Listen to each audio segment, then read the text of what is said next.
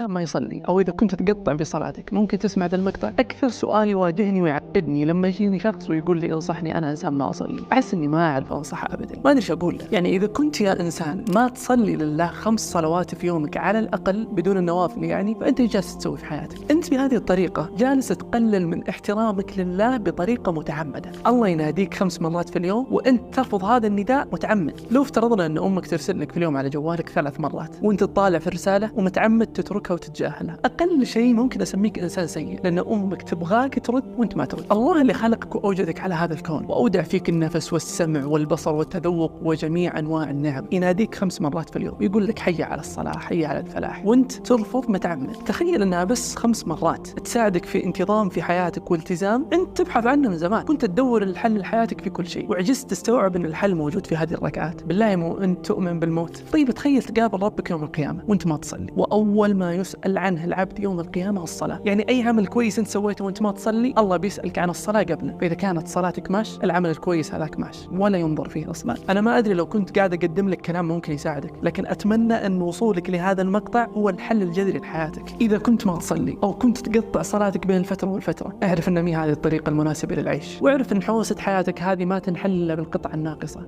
بالصلاة. الله الله بالصلاة، فمن تركها فقد كفر. الله يسعدكم.